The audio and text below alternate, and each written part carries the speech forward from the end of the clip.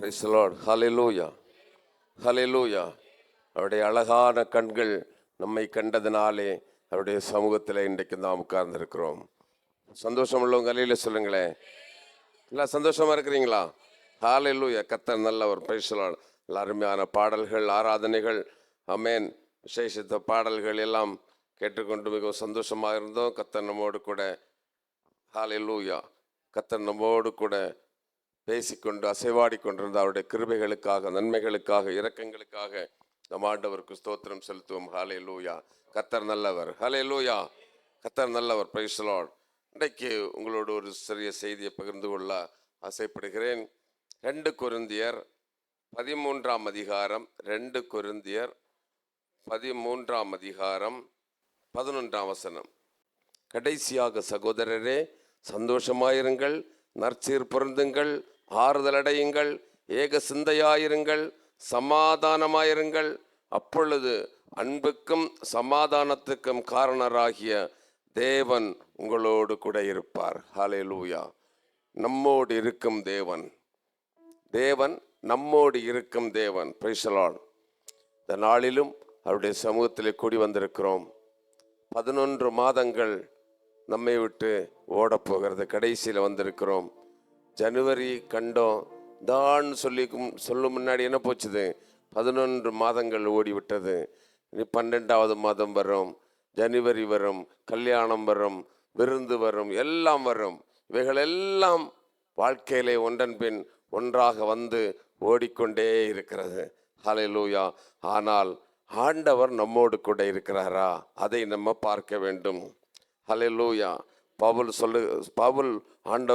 பவுல் சொல்லுகிறான், கொரிந்தியருக்கு நிருபம் எழுதும் பொழுது சொல்லுகிறான், நம்மோடு இருக்கும் தேவன். தேவன் நம்மோடு கூட இருக்க வேண்டும் என்று சொன்னால், ஆண்டவர் நம்மோடு கூட இருக்க வேண்டும் என்று சொன்னால் நீங்கள் எப்படி இருக்க வேண்டும்? ஹல்லேலூயா. எல்லாரும் நம்ம ஜெபிக்கிறோம், ஆண்டவரே என்னோடு கூட இரும், எனக்கு சமாதானம் தாரும், சந்தோஷம் தாரும், உதவி செய்யும், எல்லா நன்மைகளும் செய்யும் என்று சொல்லி நம்ம எல்லாம் ஜெபிக்கிறோம். ஆண்டவரே என்னோடு இரும், என்னோடு இரும், இரும் என்று சொல்லுகிறோம். ஆனால் பவுல் சொல்லுகிறான், ஆண்டவர் நம்மோடு கூட இருக்கணும் என்று சொன்னா என்ன சொல்கிறான் தெரியுமா? கடைசியாக சகோதரரே, நீங்கள் என்ன செய்யணுமாம்? 1வது என்ன செய்யணுமாம்? சந்தோஷமா இருக்கணுமாம். ஹல்லேலூயா, ஹல்லேலூயா. வாழ்க்கையில் எப்படி இருக்கணும்? சந்தோஷமா இருக்கணும். என்ன இருந்தாலும் சரி, இல்லாவிட்டாலும் சரி, நம்ம எப்படி இருக்கணுமாம்? சந்தோஷமா இருக்கணுமாம். சிலருடைய முகத்தை பார்த்தா எப்பொழுது எப்படி இருக்கும்? துக்க முகமாயிருக்கும்.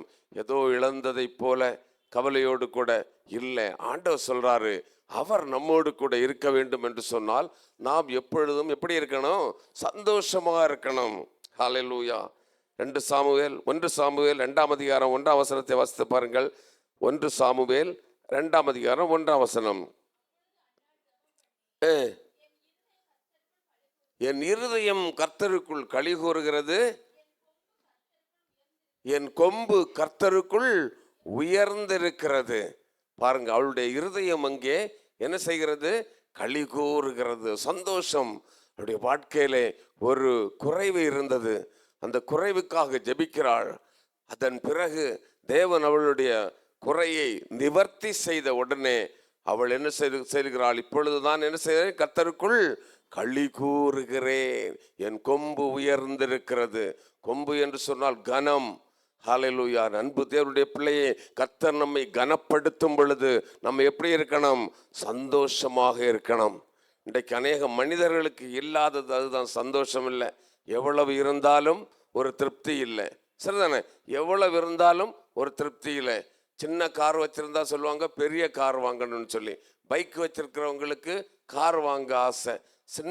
சிறிய வீடு, சின்ன வீடுன்னு சொல்லக்கூடாது, சிறிய வீடு வைத்திருக்கிறவர்களுக்கு பெரிய வீடு கட்டணும்னு ஆசை. சரிதானே?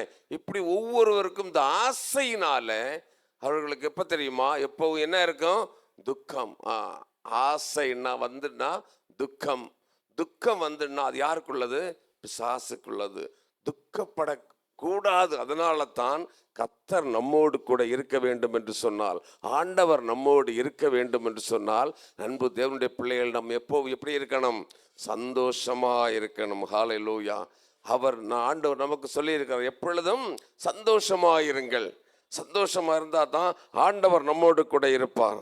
ஹல்லேலூயா. அது ரட்சிப்பின் சந்தோஷம். அவரோடு கொடுத்த அந்த ரட்சிப்பினுடைய சந்தோஷம் நமக்கு இருக்கணும். Praise the Lord. ஹல்லேலூயா. ரட்சிப்பின் சந்தோஷம் நமக்கு இருக்கணும். ஒரு ரட்சிக்கப்பட்ட இயேசுவை ஏற்றுக்கொண்ட ஒரு பிள்ளையினுடைய வாழ்க்கையில எப்பொழுதும் அந்த ரட்சிப்பின் சந்தோஷம் நாம் இழந்து விடாமல் அதை பத்திரமாய் பாதுகாத்து அந்த சந்தோஷத்திலே இருக்க வேண்டும். என்ன வந்தாலும் ஆண்டவர் என்னை பார்த்து கொள்வார் என்ற சந்தோஷம் நமக்கு இருக்கணும். உயர்வோ தாழ்வோ, ஏற்றமோ இறக்கமோ, குறைவோ நிறைவோ, எந்த சூழ்நிலைகளையும் என்னை ரட்சித்த இயேசு எனக்கு உதவி செய்வார் என்ற நம்பிக்கை நமக்கு இருக்க வேண்டும். அப்படி இருந்தால்தான் ஆண்டவர் நம்மோடு கூட இருப்பார். அதனால தான் பவுல் சொல்லுகிறான், கொரிந்திய சபைக்கு சொல்லுகிறான், எப்பொழுதும் எப்படி இருங்க? சந்தோஷமா இருங்க. ஹல்லேலூயா. அப்போ ஆண்டவர் உங்களோடு கூட இருப்பார். அதனால நம்முடைய வாழ்க்கையில எந்த சூழ்நிலைகள் வந்தாலும் நம்ம ஒன்று சந்தோஷமாக இருக்க வேண்டும். அன்னாள் தன்னுடைய காரியத்துல ஆண்டவர் உதவி செய்த பிறகு அவள் என்ன செய்தாள்? சந்தோஷமாயிருந்தாள் என்று வேதம் சொல்லுகிறது. அவள் என்னுடைய கொம்பு உயர்ந்திருக்கிறது என்று சொல்லுகிறாள். அன்பு தேவனுடைய பிள்ளைகளே, இந்த ரட்சிப்பின் சந்தோஷத்தை நாம் பெறும் பொழுது ஆண்டவர் சொல்றாரு, நம்முடைய கொம்பை அவர் உயர்த்துவார். கடந்த நாட்களில் உள்ளது போல் அல்ல, இந்த வருகிற நாட்களிலே கர்த்தர் உங்களை உயர்த்தி வைத்து மகிழ பண்ணுவதற்கு அவர் விரும்புகிறார். உங்களோடு கூட இருக்க வேண்டும் என்று சொன்னால் நீங்கள் சந்தோஷமாக இருக்க வேண்டும். அந்த ரட்சிப்பின் சந்தோஷம். சங்கீதம் 4 சங்கீதம் 7 வசனத்தை வாசித்து பாருங்கள். 4 சங்கீதம் 7 வசனம். 4 சங்கீதம் 7 வசனம் இல்லையா?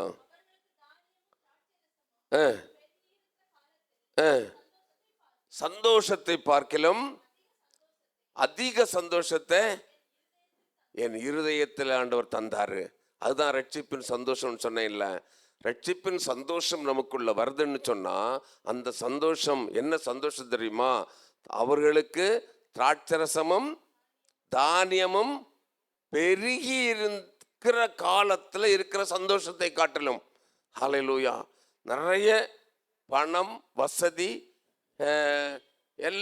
எல்லாவற்றையும் நம்ம அனுபவிக்கிற சந்தோஷத்தை காட்டிலும் இந்த ரட்சிப்பின் சந்தோஷம் பெரியது என்று சொல்லி பவுல் சொல்லுகிறான். ஹல்லேலூயா.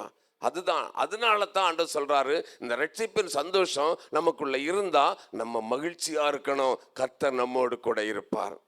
அதான் சொல்லப்படுகிறது. இந்த ரட்சிப்பின் சந்தோஷம். உலகத்திலும் உள்ள மனிதனுக்கு உள்ள வசதிகள் இருக்கும் பொழுது சந்தோஷம் இருக்கலாம், ஆனால் அவனுக்கு ரட்சிப்பின் சந்தோஷம் இல்லை. நமக்கு அது ஒருவேளை இல்லாமல் இருக்கலாம், ஆனால் அந்த ரட்சிப்பின் சந்தோஷம், அந்த மாபெரும் சந்தோஷத்தை ஆண்டவர் நமக்கு கொடுத்திருக்கிறாரு. ஹல்லேலூயா. அந்த சந்தோஷம் நமக்குள்ள இருந்தா ஆண்டவர் நம்மோடு கூட இருப்பார். Price the Lord. மத்தேயு 25 அதிகாரம் 21 வசனத்தை வாசித்து பாருங்கள். மத்தேயு 25 21 25 21 வேகமா. அவனுடைய எஜமான் அவனை நோக்கி, நல்லது உத்தமமும் உண்மையும் உள்ள ஊழியக்காரனே, கொஞ்சத்திலே உண்மையாயிருந்தால் அநேகத்தின் மேல் உன்னை அதிகாரியாக வைப்பேன்.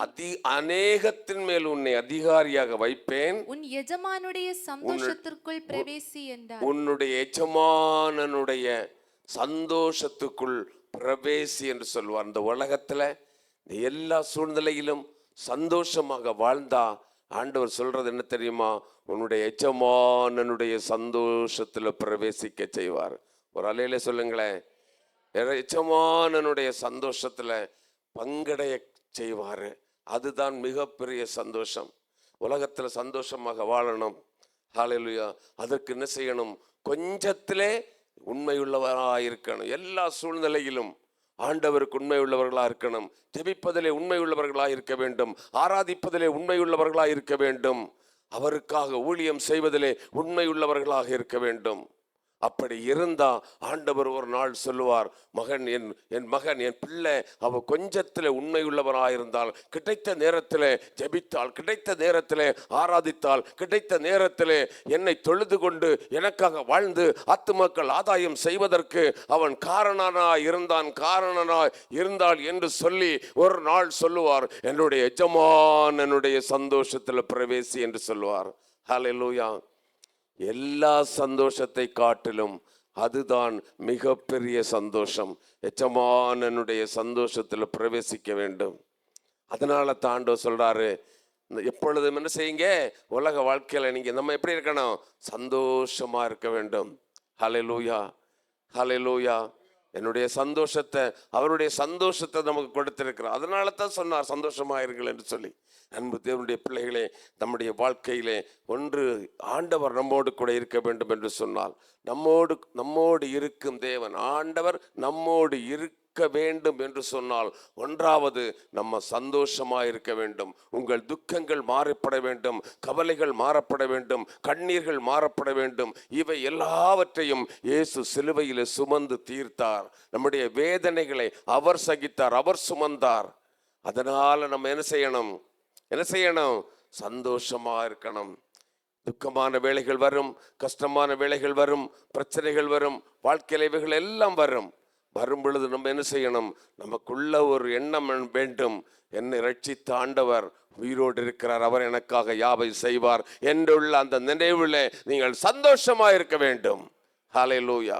அப்படி சந்தோஷமா வாழ்ந்தால்தான் ஆண்டவர் சொல்றாரு, எஜமானனுடைய சந்தோஷத்துல பிரவேசிக்க வேண்டும். Praise the Lord. அதுதான் முக்கியம். நம்முடைய வாழ்க்கை அதுதான். ஜெபிப்பது அதுதான், ஆலயம் கட்டுவது அதுதான், ஆத்துமாக்கள் ஆதாயம் பண்ணுவது அதுதான், அதற்குத்தான். ஹல்லேலூயா. இங்க வந்து உட்கார்ந்திருப்பது அதுதான், பிரசங்கம் பண்ணுவது அதற்குத்தான். எப்படியாவது அந்த எஜமானனுடைய சந்தோஷத்துல பிரவேசிக்க வேண்டும். ஆண்டவர் ஒரு நாள் நம்மளை பார்த்து சொல்லணும், உண்மையும் உத்தமம் உள்ள ஊழியக்காரனே, என்னுடைய சந்தோஷத்துல பிரவேசி என்று சொல்லணும். உன்னை நான் அறியேன் என்று சொல்லக்கூடாது. ஹல்லேலூயா. அதற்காகத்தான் நாம் ஓட வேண்டும். அதற்காகத்தான் கர்த்தர் நம்மை அழைத்து வைத்திருக்கிறார். அப்படி இருந்தால்தான் ஆண்டவர் இந்த உலக வாழ்க்கையில நம்மோடு கூட இருப்பார். ஹல்லேலூயா. நம்மோடு ஆண்டவர் இருக்க வேண்டும் என்று சொன்னா நம்ம சந்தோஷமாய் வாழ வேண்டும். சந்தோஷமா இருக்கணும். நம்முடைய முகத்துல எப்பொழுதும் என்ன இருக்கணும், சந்தோஷம் இருக்கணும். துக்கமுகமாக இருக்கக்கூடாது. ஹல்லேலூயா. அவருடைய ரட்சிப்பின் சந்தோஷம் அதுதான். அந்த ரட்சிப்பின் சந்தோஷம் ரட்சிக்கப்பட்டவர்களுக்குத்தான், இயேசுவை ஏற்றுக்கொண்டு வாழ்க்கையிலே அனுபவிக்கிறவர்களுக்குத்தான் அந்த சந்தோஷம் தெரியும். அந்த சந்தோஷம் நமக்குள்ள இருக்க வேண்டும். அந்த சந்தோஷம் இருக்கும் பொழுது ஹல்லேலூயா, நித்திய சந்தோஷத்தை பெற்றுக்கொள்ளணும். அதுதான் பவுல் நமக்கு சொல்லுகிறான். இரண்டாவது என்ன சொல்லுகிறான் தெரியுமா? அதுல நற்சீர் பொருந்துங்கள். ஹல்லேலூயா. இரண்டாவது நற்சீர் பொருந்துங்கள், அதுதானே, நற்சீர் பொருந்துங்கள். ஹல்லேலூயா. எபிரேயர் 13ஆம் அதிகாரம் 21ஆம் வசனத்தை வாசியுங்கள். ஆண்டவர் நம்மோடு கூட இருக்க வேண்டும் என்று சொன்னால், ஒன்று சந்தோஷமாயிருங்கள், ரெண்டு நற்சீர் பொருந்துங்கள். வாசியுங்கள். எபிரேயர் 13:21. இயேசு கிறிஸ்துவை கொண்டு தமக்கு முன்பாக பிரியமானதை உங்களில் நடப்பித்து நீங்கள் தம்முடைய சித்தத்தின்படி செய்ய உங்களை சகலவித நற்கிரியைகளினாலும் சீர்பொருத்தினவர்களாக்குவாராக. சகலவித நற்கிரியைகளினால் சீர்பொருத்துவாராக. ஹல்லேலூயா. இரண்டாவது நம்ம என்ன செய்யணுமாம்? இரண்டாவது ஆண்டவர் நம்மோடு கூட இருக்கணும்னா நம்ம என்ன செய்ய வேண்டுமாம்? நற்கிரியைகள் செய்ய வேண்டும். ஹல்லேலூயா. நம்முடைய கிரியைகள் எல்லாம் எப்படி இருக்க வேண்டும்? நல்ல கிரியையா இருக்க வேண்டும். செத்த கிரியைகளா இருக்கக்கூடாது. ஹல்லேலூயா. நல்ல நற்கிரியைகள் செய்ய வேண்டும். ஆண்டவருக்கு பிரயோஜனமான ஊழியம் செய்ய வேண்டும். ஆண்டவர் பார்க்கும் பொழுது ஒரு நல்ல ஒரு பிரகாசிக்கிற ஒரு ஊழியம் செய்ய வேண்டும். ஹல்லேலூயா, ஹல்லேலூயா, ஹல்லேலூயா. கொர்நேலியு என்று சொல்லி ஒரு மனிதன் இருந்தான். அவனுடைய வீட்டிலே தேவன் தம்முடைய திட்டத்தை செய்வதற்காக தம்முடைய தூதனை அனுப்பினான். நீங்கள் வேதத்தில் படித்தால் தெரியும். கொர்நேலியு வீட்டில் தேவன் தம்முடைய தூதனை அனுப்பினான். எதற்கு அனுப்ப காரணம் என்ன? அடுத்த சித்தத்தை, அவன் மூலம் ஆண்டவர் செய்ய வேண்டிய சித்தத்தை சொல்லுவதற்காக அவனுடைய வீட்டுக்கு தேவன் தம்முடைய தூதனை அனுப்பினான். ஹல்லேலூயா. அனுப்ப காரணம் என்ன? அவனை குறித்து சொல்லும் பொழுது அவன் நற்கிரியைகள் செய்கிறவனாக இருந்தான், அவன் ஜெபிக்கிறவனாக இருந்தான். ஹல்லேலூயா. அவன் ஜெபிக்கிறவனாக இருந்தான், நற்கிரியைகள் செய்கிறவனாக இருந்தான்.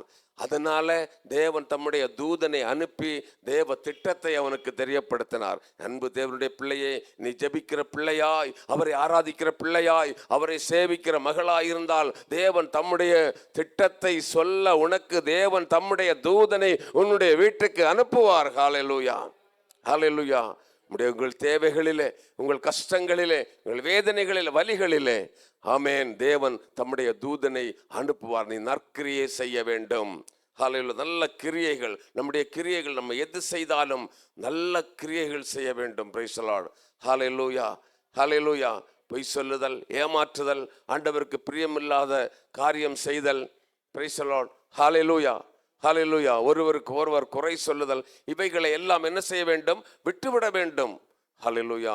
சமாதானமான வாழ்க்கை, சந்தோஷமான வாழ்க்கை, அன்பான வாழ்க்கை, யாவரோடும் சமாதானம், அப்படிப்பட்ட வாழ்க்கை வாழ வேண்டும். அதுதான் நற்கிரியைகள் என்று வேதம் சொல்லுகிறது. எபிரேயர் 13ஆம் அதிகாரம் 16ஆம் வசனத்தை வாசித்து பாருங்கள். எபிரேயர் 13ஆம் அதிகாரம் 16ஆம் வசனத்தை வாசித்து பாருங்கள். நன்மை செய்யவும் தான தர்மம் பண்ணவும் மறவாதிருங்கள். அடுத்து என்ன செய்யணும்? நற்கிரியைகள் என்று சொன்ன என்ன? நன்மை செய்ய வேண்டும். மற்றவர்களுக்கு நம்ம என்ன செய்ய வேண்டும்? நம்மளால் முடிந்த சிறிய சிறிய நன்மைகளை செய்ய வேண்டும். அதுதான் நற்கிரியைகள். அதுதான் பவுல் கொரிந்தியருக்கு சொல்லுகிறான். நற்கிரியைகள் செய்யுங்க, நன்மைகள் செய்யுங்க, தான தர்மங்கள் செய்யுங்க, இல்லாதவர்களுக்கு உதவி செய்யுங்க. ஹல்லேலூயா, ஹல்லேலூயா, ஹல்லேலூயா. அப்படி செய்யும் பொழுது கர்த்தர் நமக்கு தருவாரு, கர்த்தர் நமக்கு தருவாரு. அதனால் அதுதான் நற்கிரியைகள். நற்கிரியைகள் செய்ய வேண்டும். ஆண்டவருக்கு நற்கிரியைகள் செய்ய வேண்டும். Praise the Lord. Hallelujah, amen. நம்ம நன்மை செய்யும் பொழுது கர்த்தர் நமக்கு நன்மை செய்வார். நாம் மற்றவர்களுக்கு செய்யும் பொழுது கர்த்தர் நமக்கு செய்வார்.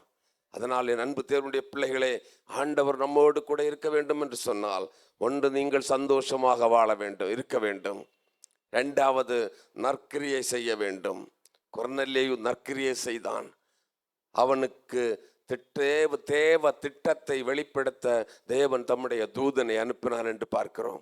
நாமும் நற்கிரியைகள், உதவிகள், நன்மைகள், ஹல்லேலூயா, செய்யும் பொழுது, எது செய்தாலும் ஆண்டவருடைய நாமத்தில் செய்யும் பொழுது அவர் நமக்கு நன்மை செய்வார். ஆலயம் கட்ட வேண்டும், ரைட், ஓகே. பிரச்சனைகள், அந்த ஊழியம் வளர வளர பிரச்சனைகள் வரும் பொழுது ஜெபத்திலே அவற்றை எல்லாவற்றையும் நற்கிரியைகளினாலும் ஜெபத்தினாலும் வேண்டுதலினாலும் விண்ணப்பங்களினாலும் அவற்றை மேற்கொள்ள வேண்டும். நமக்கு எதிராக எப்பொழுதும் நமக்கு ஒரு சத்ரு உண்டு. அவன் வேற யாரும் இல்லை, மனிதன் அல்ல. மனித சத்ரு கிடையாது. இன்றைக்கு போடா வாடா என்றெல்லாம் திட்டிக் கொள்வோம். ஆனால் நாளைக்கு என்ன செய்வாங்க? எல்லாம் ஒன்று சேர்ந்து கொள்வார்கள். அது மனித இயல்பு. ஆனால் என்ன நீங்க திட்டினாலும் போகாத ஒருத்தன் உண்டுன்னா பிசாசு தான். அவனை ஜெயிக்கணும்னு சொன்னா இயேசுவின் ரத்தத்தினால தான் ஜெயிக்க முடியும். ஹல்லேலூயா. இயேசுவின் நாமத்தினால தான் அவனை ஜெயிக்க முடியும். ஹல்லேலூயா. பிசாசை ஜெயிக்கணும்னா இயேசுவின் நாமத்தை தவிர வேறொரு நாமம் இல்லை. இந்த நாமத்தினால தான் பிசாசை ஜெயிக்க முடியும். அந்த பிசாசை ஜெயிக்கணும். ஜெயித்து நம்ம ஆண்டவருக்காக நற்கிரியை செய்து ஆண்டவருக்காக வாழும் பொழுது, ஹல்லேலூயா, ஹல்லேலூயா, ஒரு நாள் ஆண்டவர் சொல்லுவார், இவன் என்னுடைய மகன். ஹல்லேலூயா, என்னுடைய மகன். அதான் ஆண்டவர் என்ன சொல்கிறார்? நம்மை உள்ளம் கரத்திலே வரைந்து பாதுகாக்கிறவர். ஒரு உள்ளங்கரத்திலே வைத்து பாதுகாக்கிறேன் என்று ஆண்டவர் சொல்லுகிறார். நம்மை நீங்க பாருங்க, இந்த உள்ளங்கையை நம்ம பார்ப்போம், இல்லை டெய்லி பார்ப்போம், சரிதானே? டெய்லி பார்ப்போம், கையே டெய்லி பார்ப்போம். அதனால தான் ஆண்டவர் உள்ளங்கையில நம்ம வரைஞ்சி வச்சிருக்கிறாரு. பின்னாடி இல்லை. பின்னாடி என்ன பார்க்க மாட்டான், என்னைக்கு எப்போ பார்க்க மாட்டோம், ஒரு வேளை பார்க்க மாட்டோம். உள்ளங்கைன்னா எப்பொழுதும் நம்ம பார்ப்பது. அதே போல தான் ஆண்டவர் எப்பொழுதும் நம்ம என்ன செய்கிறார்? அவருடைய உள்ளங்கையில் வரைந்து வைத்து பார்த்து கொண்டே இருக்கிறார். அவருடைய பிள்ளை. ஹல்லேலூயா. காரணம் என்ன தெரியுமா? அவர் தன்னுடைய ரத்தம் கொடுத்து நம்மை மீட்டு கொண்டவர். உலகத்தில் தன்னுடைய ரத்தம் கொடுத்து மீட்டு கொண்டவர். கடைசி சொட்டு ரத்தம் வரை சிலுவையில சிந்தி நம்மை மீட்டு கொண்டவர். அதனால தான் அவர் உன்னையும் என்னையும் உள்ளங்கையில் வரைந்து வைத்திருக்கிறார். அதனால தான் சொல்றாரு, நீ நற்கிரியைகள் செய்தால் நான் உன்னோடு கூட இருப்பேன். ஹல்லேலூயா. வாய்ப்பு கிடைக்கும் பொழுது, ஆமென், கிடைக்கிற சந்தர்ப்பத்தில், ஹல்லேலூயா, ஆமென், நம்மளால முடிந்த அளவு நம்ம ஊழியத்திற்கும் ஆண்டவருக்கும் நம்ம செய்யும் பொழுது கர்த்தர் நமக்காக யாவையும் செய்து முடிப்பார். ஹல்லேலூயா சொல்லுங்களேன். ஹல்லேலூயா. கர்த்தர் நமக்காக யாவையும் செய்து முடிப்பார். Price the Lord. யாக்கோபு 2ஆம் அதிகாரம் 8ஆம் வசனத்தை வாசிங்கள். 8 யாக்கோபு 2ஆம் அதிகாரம் 8ஆம் வசனத்தை வாசிங்க. உன்னிடத்தில் நீ அன்பு கூறுகிறது போல, உன்னிடத்தில் நீ அன்பு கூறுவது போல பிறனிடத்திலும் அன்பு கூறணும். ஹல்லேலூயா. அதுதான் ஆண்டவர் விரும்புகிறார் நம்மை குறித்து. ஹல்லேலூயா. ஹல்லேலூயா. இந்த சேட்டைக்கு போட்டி பேசுறது, சண்டைகள், சச்சரவுகள், நீ பெருசா நான் பெருசா, இப்படி எல்லாம் நம்ம இருக்கக்கூடாது. அப்படி இருந்த ஆண்டவர் நம்மோடு கூட இருக்க மாட்டார். சப்ஜெக்ட் என்ன? நம்மோடு இருக்கும் தேவன். பவுல் என்ன சொல்லுகிறான்? ஆண்டவர் உங்களோடு கூட இருக்க வேண்டும் என்று சொன்னால் இப்படி வாழ வேண்டும். சந்தோஷமாக வாழணும். நீங்க நற்சீர் பொருந்த வேண்டும். யாவரிடத்திலும் சமாதானமாக இருக்க வேண்டும். அன்புள்ளவர்களாக இருக்க வேண்டும். கர்த்தருக்கென்று சொல்லி கொடுக்கிறவர்களாக இருக்க வேண்டும். ஜபிக்கிறவர்களாக இருக்க வேண்டும். ஆராதிக்கிறவர்களாக இருக்க வேண்டும். நேரத்தை கொடுக்கிறவர்களாக இருக்க வேண்டும். ஹல்லேலூயா. அடுத்து, உன்னிடத்தில் அன்பு கூறுவது போல மற்றவர்களிடத்தில் என்ன செய்யணும்? அன்பு கூறுகிறவர்களாக இருக்க வேண்டும். ஹல்லேலூயா. இன்னைக்கு ஒரு வீட்டில் 4 பேர் இருந்தாங்கன்னு வச்சுக்கோங்க. 4 பேர் ஒன்றாக டைனிங் டேபிளில் உட்கார்ந்தார்கள்னு வச்சுக்கோங்க. 4 பேர் ஒருத்தருக்கு ஒருத்தர் பேச மாட்டாங்க. பேசுவாங்களா? முன்னாடி என்ன இருக்குதுன்னு கூட பார்க்க மாட்டாங்க. எல்லாரும் ஒரு மொபைல் எடுத்து வச்சுக்கிடுவாங்க. அப்படியே வச்சுக்கிடுவாங்க. சரிதானே? வச்சு அதை நோண்டி நோண்டி நோண்டி, சாப்பாட்டில் இருந்தாலும் சரி, எறும்பு இருந்தாலும் சரி, பள்ளி விழுந்து கிடந்தாலும் சரி, அதை கண்டுக்கவே மாட்டாங்க. எல்லாம் செல்லை நோண்டி நோண்டி என்னதோ கிடைக்குது எடுத்து சாப்பிட்றாங்க. அப்படியே தட்டை போட்டுட்டு போயிட்டே இருக்கிறாங்க. அப்படி உலகம் மாறிக்கொண்டு போகுது. Praise the Lord. ஹல்லேலூயா. வசனம் வேதம் படிப்பதில்லை, வேதத்தை தியானிப்பது இல்லை, பாடல்கள் பாடுவது இல்லை, குறைந்து கொண்டே இருக்கிறது. முன்னொரு நாட்களிலே அந்த விடியற்காலம் 5 மணிக்கு சர்ச்சில் ரெக்கார்டு போடுவதற்காக போகும் பொழுது அநேக வீடுகளிலே பாடல் சத்தம் கேட்கும். விடியற்காலம் 5 மணிக்கு பாட்டு பாடி குடும்பமாக ஜெபம் பண்ணுவார்கள் 40 ஆண்டுகளுக்கு முன்பாக. ஆனால் இன்றைக்கு எங்கே நீங்கள் விடியற்காலம் 5 மணிக்கு நடந்து பாருங்க, ஒன்றும் கேட்குறதே இல்லை. அப்படி எழும்பி ஜெபிச்சாலும் சும்மா கட்டில் உட்காந்து மௌனமாக, வெளியில் யாருக்கும் கேட்காத, டிஸ்டர்ப் இல்லாமல், மற்றவங்களுக்கு டிஸ்டர்ப் இல்லாமல் சோத்திரம் சொல்லிட்டு இருக்கிறாங்க. ஹல்லேலூயா. எப்படி ஆசீர்வாதம் வரும்? எப்படி ஆண்டவர் நம்மை ஆசீர்வதிப்பார்? அதிகாலையில் எழும்பி கர்த்தரை தேட வேண்டும். ஆமென். அதுதான் ஆண்டவர் நமக்கு சொல்லி இருக்கிறார். காலையில் தேடுகிறவன் என்னை கண்டடைவான். ஹல்லேலூயா. தாவீது சொன்னான், அந்தி சந்தி மத்தியான வேளைகளிலே நான் தியானம் பண்ணி முறையிடுவேன். நீ கண்டடையணும், அவரை காண வேண்டும் என்று சொன்னால் அந்தி சந்தி மத்தியான வேளை எப்பவா இருந்தாலும் சரி ஆண்டவரிடத்தில் முறையிடணும். எப்பவும் வந்து பேசக்கூடிய கண்மலை தான் நம்முடைய ஆண்டவர். அவருக்கு ஒரு டைம் கிடையாது. குறிப்பிட்ட நேரத்தில் வந்தாதான் நான் திறந்து தருவேன்னு சொல்லி எல்லாம் ஒன்றும் கிடையாது. குறிப்பிட்ட நேரத்தில் வந்தாதான் நான் பார்ப்பேன் எல்லாம் கிடையாது. எந்த சூழ்நிலையாக இருந்தாலும் சரி, எந்த இக்கட்டு வேளையிலாக இருந்தாலும் சரி, எந்த யாத்திரையிலாக இருந்தாலும் சரி, உறங்கும் போதும் சாப்பிடும் பொழுது எந்த வேளையில் இருந்தாலும் இயேசுவேன்னு கூப்பிட்டா ஓடி வந்து நமக்கு உதவி செய்கிறவர் தான் நாம் ஆராதிக்கிற ஆண்டவர். ஹல்லேலூயா. அவருக்கு நேரங்காலம் கிடையாது. 24 மணி நேரமும் நம்மை பாதுகாப்பது தான் அவருடைய வேலை. நமக்கு உதவி செய்வதுதான் அவருடைய வேலை. அவர் நம்மோடு கூட இருக்கணும்னு சொன்னா நம்முடைய வாழ்க்கையும் அவருக்கு பிரியமான வாழ்க்கையாக இருக்க வேண்டும். யானோக்கு எப்படி தேவனோடு கூட சஞ்சரித்தானோ, யானோக்கு வாழ்நாள் எல்லாம் என்ன செய்தான்? தேவனோடு கூட சஞ்சரித்தான். அவனுக்கு மனைவி இருந்தது, பிள்ளைகள் இருந்தது, சொத்து இருந்தது, சுகம் இருந்தது, எல்லா வசதியும் இருந்தது, எல்லா வேலை எல்லாம் இருந்திருக்கும். பைபிள்ல இருக்குது, மெதுசலாவை பெற்ற பெண் சொல்லுது. அப்போ மனைவி பிள்ளைகள் எல்லாம் இருந்தும் அவன் தேவனோடு சஞ்சரித்தான். ஹல்லேலூயா. தேவனோடு சஞ்சரித்து ஒரு நாள் அவன் என்ன செய்தான்? மரணத்தை காணாமல் எடுத்து கொள்ளப்பட்டான். ஹல்லேலூயா. அதுதான் என் அன்பு தேவனுடைய பிள்ளையே, இந்த பகல் வேளையில கர்த்தர் உங்களிடத்திலும் என்னிடத்திலும் சொல்லுவது அதுதான். எந்த சூழ்நிலையிலும் நீ என்ன செய்ய வேண்டும்? கர்த்தருக்கு பிரியமாய் நற்கிரியைகளை செய்து நற்சீர் பொருந்தி வாழ வேண்டும். யாரோடும் சண்டை சச்சரவுக்கு போகக்கூடாது. உங்க வீட்டில் யாரோடேனும் சண்டைகளோ சச்சரவுகளோ பிரச்சனைகளோ உண்டு என்று சொன்னா நீங்க என்ன செய்யணும்? அதை தீர்த்து கொள்ள வேண்டும், நற்சீர் பொருந்தி கொள்ள வேண்டும். அப்பதான் கர்த்தர் உங்களோடு கூட இருப்பார். மாமியாரோடு கூட சண்டை, மாமனாரோடு கூட சண்டை, அடுத்தவங்க வீட்டில் சண்டை, இந்த வீட்டில் சண்டை எல்லாம் இருக்கக்கூடாது. ஹல்லேலூயா. ரட்சிக்கப்பட்ட தேவனுடைய பிள்ளை, கர்த்தர் உன்னோடு கூட இருக்க வேண்டும் என்று சொன்னால், கர்த்தர் உன்னை ஆசீர்வதிக்க வேண்டும் என்று சொன்னால், நீ என்ன செய்ய வேண்டும்? நற்சீர் பொருந்தி வாழ வேண்டும். ஹல்லேலூயா. யாவரோடும் சமாதானமான வாழ்க்கை வேண்டும். 9ஆம் வசனம் வாசிங்க. யாக்கோபு 2:9. 8 வாசிங்க, 9 வாசிங்க.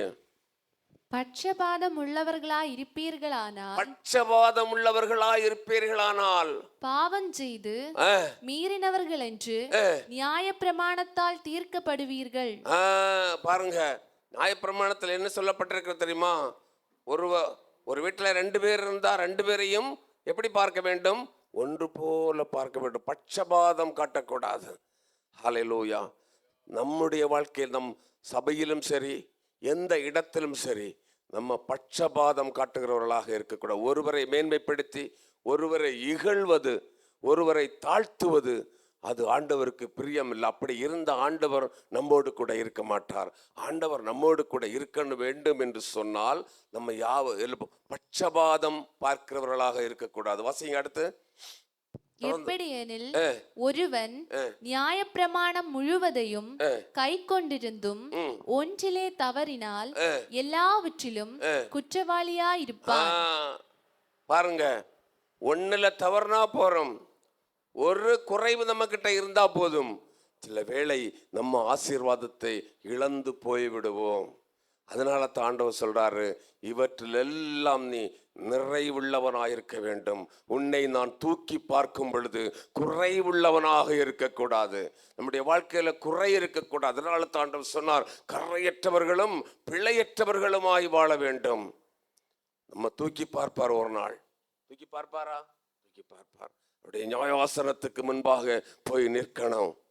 நிற்கும் பொழுது ஆண்டவர் நம்மை பார்த்து சொல்ல வேண்டும், இவன் குறையற்றவன், பழுதற்றவன் என்று சொல்ல வேண்டும். அப்படி சொல்லணும்னா இந்த உலக வாழ்க்கையில ஆண்டவர் சொல்றாரு, நீங்க நற்சீர் பொருந்தி எல்லாவற்றிலும் சகிப்புத்தன்மையோட தாழ்மையோட ஹல்லேலூயா வாழ வேண்டும். Praise the Lord. ஹல்லேலூயா. அன்பு, அதனால் இன்னொன்று சொல்லுது, அன்பு சகல பாவத்தையும் மூடும். அன்பு வேண்டும், அன்புள்ள இதயம் வேண்டும். அடுத்த 10ஆம் வசனத்தை வாசிங்க. எப்படியெனில் ஒருவன் நியாயப்பிரமாணம் முழுவதையும் கை கொண்டிருந்தும், சரி வாசாஜெல்லாம் ஏற்கனவே, ஆமா, கை கொண்டிருந்தும் ஒரு குறைவிருந்தா அது செல்லுபடியாகாது. அதனால தான் இந்த காலை வேளையிலே ஆண்டவர் சொல்றது தெரியுமா? நான் உங்களோடு கூட இருக்க வேண்டும் என்று சொன்னால், நம்மோடு இருக்கும் தேவன் நான் உங்களோடு கூட இருக்க வேண்டும் என்று சொன்னால், நீங்கள் பழுதற்றவர்களாய் இருக்க வேண்டும். ஹல்லேலூயா. கரையற்றவர்களாய் இருக்க வேண்டும். Praise the Lord. ஹல்லேலூயா. ஆண்டவரை 100 மடங்கு விசுவாசிக்க வேண்டும். என்னை தப்புவிப்பார், விடுவிப்பார் என்று சொல்லி 100 மடங்கு விசுவாசிக்க வேண்டும். நம்முடைய நம்பிக்கை எந்த சூழ்நிலையிலும் சரி நம்முடைய வாழ்க்கையில ஆண்டவர் மேல வைக்க வேண்டும். Praise the Lord. அதற்கு ஆபிரகாமை பார்ப்போம். ஆபிரகாம் ஆண்டவரை 100 மடங்கு விசுவாசித்தான். சரி, 100 மடங்கு விசுவாசித்தான். ஆபிரகாம் ஆண்டவர் சொன்னாரு, ஆண்டவர் ஆபிரகாமுக்கு வேறையும் பிள்ளைகள் இருந்தது, ஆனா ஆண்டவர் ஒரு மகனை கொடுத்தாரு. கொடுத்து வாக்குத்தத்த சந்ததியாக ஈசாக்கை கொடுத்தாரு. கொடுத்துட்டு சொன்னாரு, என்ன செய், அவனை கொண்டு போய் பலி செலுத்து என்று சொன்னார். ஆண்டவர் சொன்னாரு. ஆபிரகாம் கீழ்ப்படிந்தானா? கீழ்ப்படிந்தான். வேலைக்காரர்களோட போறான்.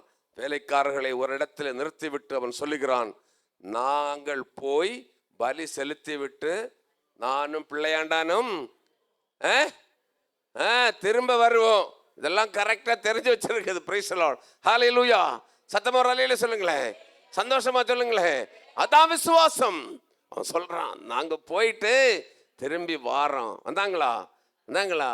அதுதான் விசுவாசம். இந்த விசுவாசம் நமக்கு இருக்கணும். அன்பு தேவனுடைய பிள்ளையே, ஆபிரகாமின் தேவன் நம்முடைய தேவன். அந்த விசுவாசிக்கணும். விசுவாசித்து நம் ஆண்டவருக்கு நற்சீர் பொருந்தி வாழ வாழ நம்மை பழக்கப்படுத்தி கொள்ள வேண்டும். யாவரோடும், அதான் நற்சீர்னு சொன்னா யாவரோடும் சமாதானம், சந்தோஷமான வாழ்க்கை, யாவரோடும் ஐக்கியம் உள்ள ஒரு வாழ்க்கை. ஹல்லேலூயா. குடும்பத்திலும் சரி, வெளியிலும் சரி, எல்லாரிடத்திலும் சமாதானமான ஒரு வாழ்க்கை வாழணும். அப்படி வாழ்ந்தால் ஹல்லேலூயா, அவர் சொல்லுவாரு, உண்மையும் உத்தமமும் உள்ள ஊழியக்காரனே, உனக்காக நான் ஆயத்தப்படுத்தி வைத்திருக்கிற மகிமையில பிரவேசி என்று சொல்லுவார். அப்படி வாழ்ந்தால்தான் ஆண்டவர் நம்மோடு கூட இருப்பார். பவுல் சொல்லுகிறான், அப்படி வாழ்ந்தால் ஆண்டவர் உங்களோடு கூட இருப்பார். மூன்றாவதாக வாசியுங்கள், அதுல தான் இருக்கு. மூன்றாவதாக ஆறுதல் அடையுங்கள். சங்கீதம் 94:19 வாசியுங்கள். சங்கீதம் 94 சங்கீதம் 19 வசனத்தை வாசியுங்கள். 94 சங்கீதம் 19 வசனம். என் உள்ளத்தில் விசாரங்கள் பெருகுகையில் உம்முடைய ஆறுதல்கள் என் ஆத்துமாவை தேற்றுகிறது. மூன்றாவதாக பவுல் சொல்லுகிறான், ஆண்டவர் உங்களோடு கூட இருக்க வேண்டும் என்று சொன்னால், ஆண்டவர் நம்மோடு கூட இருக்க வேண்டும் என்று சொன்னால், நீங்கள் என்ன செய்ய வேண்டுமாம்? ஆறுதல் அடையுங்கள். ஆறுதல் அடையுங்கள் என்று சொல்லும் பொழுது நம்முடைய உள்ளத்துல விசாரங்கள் பெருகும் பொழுது, அப்போ துக்கங்களோ சோதனைகளோ வேதனைகள் வந்து நம்முடைய வாழ்க்கையில விசாரங்கள் பெருகும் பொழுது நம்ம என்ன செய்யணுமாம்? ஆண்டவருக்குள்ளே ஆறுதல் அடைய வேண்டும். எல்லாம் ஆண்டவர் பார்த்து கொள்வார் என்ற நம்பிக்கை வேண்டும். மத்தேயு 5:4 சொல்லுகிறது, துயரப்படுகிறவர்கள் ஆறுதல் அடைவார்கள். துயரப்படுகிறவர்கள் ஆறுதல் அடைவார்கள். துயரப்படுகிற உங்களுக்கு இன்றைக்கு துயரம் உங்களுடைய வாழ்க்கையில இருக்குது என்று சொன்னா, கர்த்தர் சொல்றார், அதுக்கு ஆறுதல் தருவாரு. Praise the Lord. Hallelujah, hallelujah. சந்தோஷமா? ஹல்லேலூயா. இன்றைக்கு ஏதோ ஒரு காரியத்தை குறித்து துயரத்தோடு கூட நீங்கள் இருக்கலாம். நாளை என்னுடைய வாழ்க்கை என்னாகும், என்னுடைய பிள்ளையின் வாழ்க்கை என்னாகும், என்னுடைய குடும்ப காரியம் என்ன ஆகும், என்னுடைய வாழ்க்கை இப்படி இருக்கிறதே, சூழ்நிலை இப்படி இருக்கிறதே, நான் என்ன ஆவேன் என்று சொல்லி ஒருவேளை இன்றைக்கு ஒரு துயரத்தோடு கூட ஆண்டவருடைய சமூகத்தில் வந்திருக்கலாம். ஆண்டவர் சொல்லுகிறார், நான் உன்னோடு கூட இருந்து உனக்கு ஆறுதல் செய்வேன் என்று சொல்லி பரிசுத்த ஆவியானவர் இந்த காலை வேளையிலே உங்களுக்கு திடமாக சொல்லுகிறார். ஹல்லேலூயா. நீ அவரை விசுவாசி, 100 மடங்கு விசுவாசி, அவரோடு கூட சேர்ந்து வாழு, சேர்ந்து நட. அவர் உன்னை ஆறுதல் அடைய செய்வார். ஹல்லேலூயா. துக்கங்கள் எல்லாம் சந்தோஷமாக மாறி போகும். எபிரேயர் 6:18 வசனத்தை வாசித்து பாருங்கள். எபிரேயர் 6:18 வாசித்து பாருங்கள். எபிரேயர் 6:18. நமக்கு முன் வைக்கப்பட்ட நம்பிக்கையை பற்றிக் கொள்ளும்படி அடைக்கலமாய் ஓடி வந்த நமக்கு 2 மாறாத விசேஷங்களினால் நிறைந்த ஆறுதல் உண்டாகும்படிக்கு. நிறைந்த ஆறுதல், 2 மாறாத விசேஷம். பழைய ஏற்பாடு புதிய ஏற்பாடு, இந்த வேதத்தினால உனக்கு என்ன கிடைக்குமாம்? நிறைவான ஆறுதல் கிடைக்கும். அதுக்குத்தான் சொல்றோம், வேதத்தை படிக்க வேண்டும் என்று சொல்லி. ஹல்லேலூயா. அநேகர் வேதத்தை எடுத்து என்ன செய்வாங்க தெரியுமா? பேக்கில் வச்சிருப்பாங்க. அடுத்த ஞாயிற்றுக்கிழமை தான் வேதத்தை திறந்து எடுப்பாங்க பேக்கில். சிலர் கொண்டு போய் தலையணைக்கு அடியில் வைப்பாங்க. அப்படித்தானே? பேய் வராத இருக்கிறதுக்கு வேண்டி, காத்து கருப்பு வரக்கூடாதுன்னு சொல்லி தலையணைக்கு அடியில் வச்சிருப்பாங்க. அவ்வளவுதான், அங்கதான் இருக்கும். அப்படி அல்ல. ஆண்டவர் சொல்றது என்ன தெரியுமா? ஆண்டவர் உங்களோடு கூட இருக்க வேண்டும் என்று சொன்னால் இந்த வேதத்தை நீங்க படிக்கணும். ஹல்லேலூயா. இந்த வேதம் உங்களுக்கு என்ன செய்யுமாம்? ஆறுதல் தரும். துக்கமான வேளைகள், துயரமான வேளைகளில் இந்த வேதத்தை எடுத்து நீங்கள் படிச்சு பாருங்க. ஹல்லேலூயா. அது உங்களை ஆறுதல் அடைய செய்யும், உங்களுக்கு சமாதானத்தை தரும், சந்தோஷத்தை தரும். நான் முடித்து விடுகிறேன். 4ஆவதாக கொரிந்தியர்ல என்ன சொல்லப்படுகிறது? 4ஆவதாக ஏக சிந்தையாயிருங்கள்.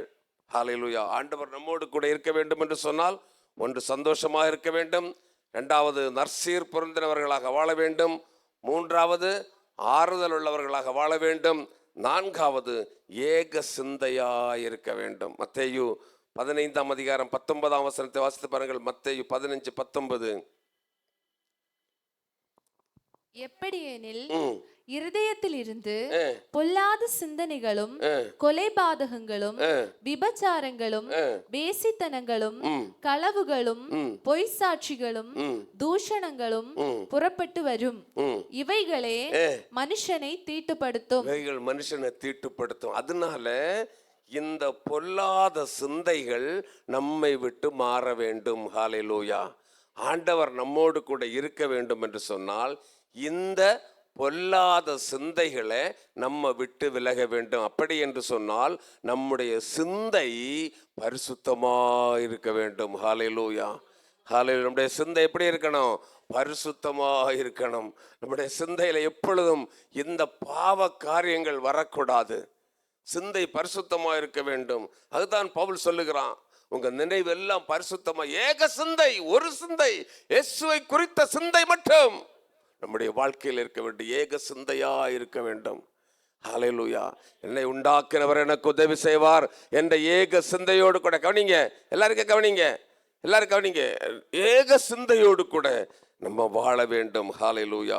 எல்லா அசுத்த சிந்தைகள் விட்டு நம்முடைய வாழ்க்கையிலே பரலோகத்துக்கு செல்லுவதற்கு தடை பண்ணுகிறதான அசுத்தமான சிந்தைகள் ஒன்றும் நம்முடைய வாழ்க்கையில வரக்கூடாது. பிலிப்பியர் 2ஆம் அதிகாரம் 5ஆம் வசனத்தை வாசித்து பாருங்கள். பிலிப்பியர் 2ஆம் அதிகாரம் 5ஆம் வசனம். என்ன சிந்தை இருக்க வேண்டுமாம்? பிலிப்பியர் 2ஆம் அதிகாரம் 5ஆம் வசனம். 5-6 வாசிங்க. கிறிஸ்து இயேசுவில் இருந்த சிந்தையே உங்களிலும் இருக்க கடவுது. அப்படி எப்படி என்ன சிந்தை இருக்கணுமாம்? இந்த பாவ சிந்தைகள் ஒன்றும் நம்முடைய வாழ்க்கையில வராமல் கிறிஸ்து இயேசுவுக்குள்ள உள்ள சிந்தையே நமக்கு இருக்க வேண்டும். வாசிங்க. அவர் தேவனுடைய ரூபமாயிருந்தும் தேவனுக்கு சமமாயிருப்பதை கொள்ளையாடின பொருளாக எண்ணாமல் தம்மை தாமே வெறுமையாக்கி அடிமையின் ரூபம் எடுத்து மனுஷர் சாயலானார். அவர் மனுஷ ரூபமாய் காணப்பட்டு மரண பரியந்தம், அதாவது சிலுவையின் மரண பரியந்தம் கீழ்ப்படிந்தவராகி தம்மை தாமே தாழ்த்தினார். ஹல்லேலூயா. ஆண்டவர் பிதாவினுடைய வலது வருஷத்தில் இருந்தும் செல்ல பிள்ளையாக மகிழ்ச்சியோடு இருந்தும் நமக்காக அவர் என்ன செய்தார்? அடிமையின் வேஷம் எடுத்து உலகத்தில் வந்தார். தம்மை தாமே தாழ்த்தினார். ஹல்லேலூயா. இந்த சிந்தை நமக்கு இருக்க வேண்டும். ஹல்லேலூயா. இந்த சிந்தை நம்ம இருக்க வேண்டும். நமக்காக ஜீவனை கொடுத்த ஒரு ஆண்டவர் நமக்கு இருக்கிறார் என்ற சிந்தை நம்முடைய இருதயத்தில் இருக்க வேண்டும். அதுதான் அந்த ரட்சிப்பு, ஞான ஸ்நானம், கர்த்தருக்குள்ள பரிசுத்த வாழ்க்கை. இந்த சிந்தை தான் நமக்கு இருக்க வேண்டும். நன்மை செய்தல், நம்மை ஜீவ பலியாக ஆண்டவருக்காக ஒப்பு கொடுக்க வேண்டும். இந்த சிந்தை தான் நம்முடைய சிந்தையாக இருக்க வேண்டும். உலகத்தில் உள்ளதன் மேலும் சிந்தை வைத்தால் ஆண்டவர் நம்மோடு கூட இருக்க மாட்டார். உலக காரியங்களின் மேலே சிந்தை வைத்து, உலகத்தில் உங்களுக்கு உள்ளது ஒன்றும் வேண்டாம் என்று நான் சொல்லவில்லை. படிங்க, சம்பாதிங்க, நல்லா வாழுங்கள், ட்ரெஸ் பண்ணுங்க, அதெல்லாம் வேண்டாம்னு நான் சொல்லலை. அதெல்லாம் வேண்டாம்னு பவுலும் சொல்லலை. இவைகளெல்லாம் வேண்டும். ஆனால் உங்களுடைய சிந்தை கிறிஸ்துவோடு கூட இருக்க வேண்டும். கிறிஸ்துவோடு கூட உன்னுடைய சிந்தை நினைவுகள் இருந்தால் அவர் உன்னோடு கூட இருப்பார். ஹல்லேலூயா. அவருடைய சிந்தை உங்களோடு கூட இருக்க வேண்டும் என்று சொன்னால் நம்முடைய சிந்தை அவரோடு கூட இருக்க வேண்டும். ஹல்லேலூயா. ஹல்லேலூயா. ஆமென். அடுத்த கடைசியாக அது சமாதானமாயிருங்கள். சமாதானமாயிருங்கள் தானே கொரிந்தியர் 2. கடைசியாக சமாதானமாயிருங்கள். ஹல்லேலூயா. அன்பு தேவனுடைய பிள்ளைகளே, நம்முடைய வாழ்க்கையிலே நம்ம எல்லாவற்றிலும் எப்படி இருக்க வேண்டும்? மறுபடியும் பவுல் சொல்லுகிறான், சமாதானமாயிருங்கள். சமாதானம்தான். இப்ப பாருங்க, இந்த யுத்தங்கள் நடக்குது பாருங்க, யுத்தங்கள் நடக்குது. எல்லாம் பொறுமையா, கொஞ்சம் பேர் தானே இருக்கிறோம், பொறுமையா கேளுங்க. ரொம்ப ஆட்டம் எல்லாம் வேண்டாம். ஹல்லேலூயா. சரியா. யுத்தம் எல்லாம் நடக்குது. அதற்கு காரணம் என்ன? ஒருத்தருக்கு சமாதானம் இல்லை. சரிதானே? சமாதானம் இல்லை. நான் பெரியவனா, நீ பெரியவனா, எனக்கு ஆயுதங்கள் நிறைய இருக்கிறதா, உன்னுடைய படை பெரிய படையா, என்னுடைய படை பெரிய படையா, இப்படி என்று சொல்லி என்ன செய்யறாங்க தெரியுமா? போர் சமாதானம் இல்லாமல் போர்கள் புரிகிறார்கள். இதனால நாட்டில் சமாதானம் இல்லை, பிள்ளைகளுக்கு சமாதானம் இல்லை, உணவு இல்லை, ஒடுக்க உடை இல்லை, தங்க இடம் இல்லை, இப்படி அநேக காரியங்கள் நடக்கிறது. சமாதானம் இல்லை. ஹல்லேலூயா. ஆண்டவர் சொல்றாரு, நீங்க சமாதானமா இருங்கன்னு சொல்லி. அவர் சொன்னார், மறுபடியும் சொன்னார், என்னுடைய சமாதானத்தை நான் உனக்கு வைத்து போகிறேன், உனக்கு வைத்திருக்கிறேன். அவருடைய சமாதானம் நமக்கு பெரிதா இருக்கிறது. அதனால நீங்க எல்லாம் என்ன வந்தாலும் எல்லாவற்றிலையும் சமாதானமா இருங்க, அப்போதான் நான் உங்களோடு கூட இருப்பேன். ஹல்லேலூயா. சமாதானம் இல்லாதவனோடு கூட ஆண்டவர் இருக்க மாட்டாரு. Price the Lord. இன்றைக்கு வேற வேற ஊழியக்காரர்கள், அந்த அநேக ஊழியக்காரர்களை பார்த்தா அவங்க அந்த ஊழியக்காரனை பற்றி குறை சொல்லி யூடியூப்பில் போடுவது, இந்த ஊழியக்காரனை பற்றி குறை சொல்லி போடுவது, இப்படியே சிலர் போட்டு போட்டு போட்டு போட்டு போட்டு கொண்டே இருக்கிறார்கள். இயேசுவை குறித்து பிரசங்கம் பண்ணுவதில்லை. இங்கே யூடியூப்ல எல்லாம் பார்த்தா தெரியும், நான் யாருடைய பெயர் சொல்லவோ அதுக்கெல்லாம் ஒன்றும் வரல. ஹல்லேலூயா. மாறி மாறி ஒருத்தர் குறை சொல்லி அவன் அப்படி